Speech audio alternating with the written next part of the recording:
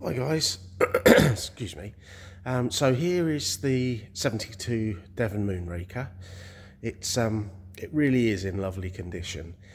What I'll do is, as I always do, I'll walk around panel by panel to show you just any imperfections that I can see.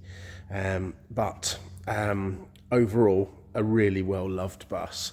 If we start on the front panel. If you look, I always look for a nice supple, not just the windscreen rubber, but all the rubbers.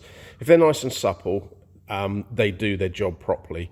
If they get dry and start cracking, they let water ingress. So this is absolutely fine. So we can see there aren't any rusty issues along the bottom of the screen. If we come down through the front panel, you can see right the way down through there, and underneath the headlights. Sometimes they can go underneath the grille, anywhere that catches water, or that water could sit, I should say. But there aren't any problems. And you've obviously, as we spoke earlier, you've got that nice early bay cuter front end and nice rounder bumpers rather than the squarer ones on the late ones. What I'm going to do next is go around the gutters. If there's ever issues with the gutters, so for example, if you look just there and there, you can see just a tiny bit on the top. Now that is where basically people will polish along that edge. It's like if I go along there, you can see it's just a very thin edge. So when people polish it, they essentially polish the paint off. So you can see a couple of little touch-ups there, but that's not a concern to me at all. It's the rigidity, the strength of the gutter that we're looking for. So if it was sort of badly corroded, if for example we look underneath there, there's a little bit of paint missing, but you can see that, there you go, you can see the light through it. That's your drip channel, and it's still there, it's not rusted through, and the same there on the other side. So that's sort of the integrity of the gutter is what I'm looking for, and that is all. It's all good.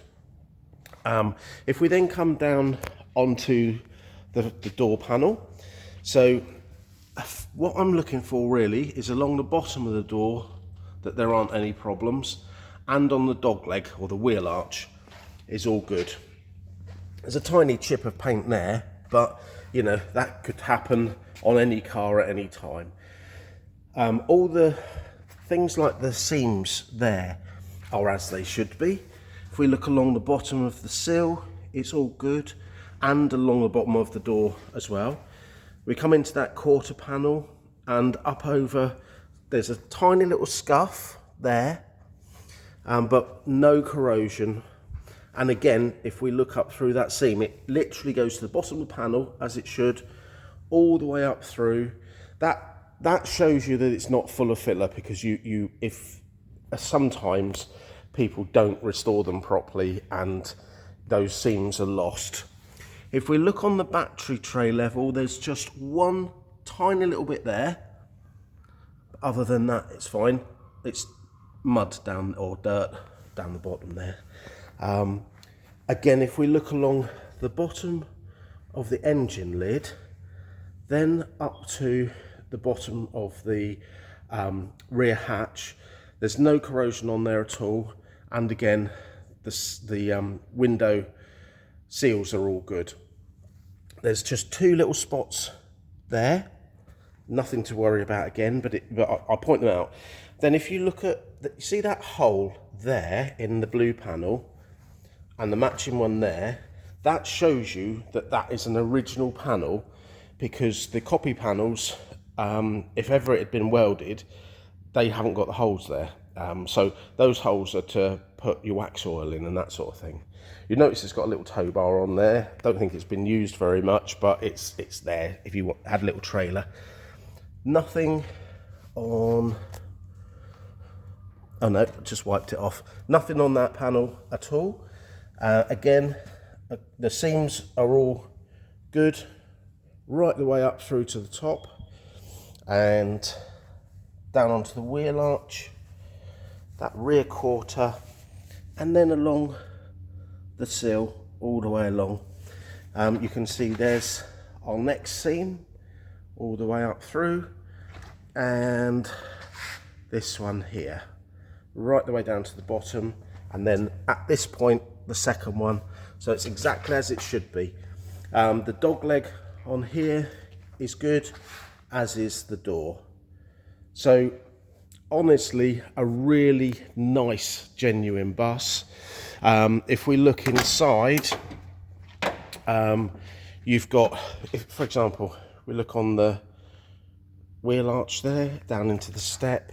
The seats have recently been recovered in, they're called TMI. That's just a manufacturer that make the closest to the original seat covers. It's got all the original door cards.